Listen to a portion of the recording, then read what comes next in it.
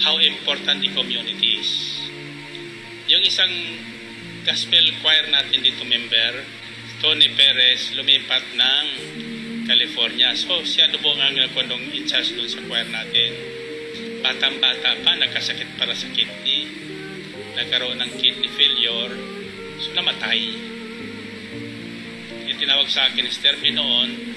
So, doon sa bahay ng El Shaddai doon, inasikaso lahat. Noong nandun ako, lumapit sa akin, yung kilala yung message noon. Kaya gusto ko makilala ang lahat na message ng ating mga disciples.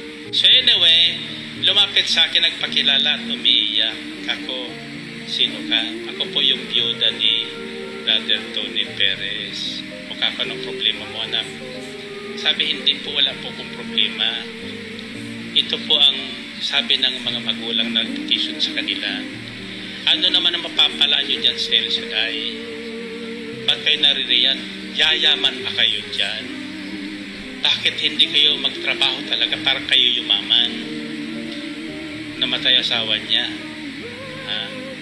Wala nang ikasakaso sa paglamay at saka sa paglibing, kundi ang El Shaddai community ng Los Angeles. Kaya sabi niya sa mga nanay-tatay niya, iyan po ang aming community. Wala man kaming pira sa Amerika, mayaman kami. Sa panahon ng kagipitan, mayaman kami. Hindi kami nawawala. So lalo sa ibang bansa, mahalaga yung huwag kayong mawawala sa gawain. Pag namayan kayo, sabi nga narinig ko sa radyo kanina, ang kaibigan daw ay parang kapatid, talo pang kapatid sa panahon ng kagipitan.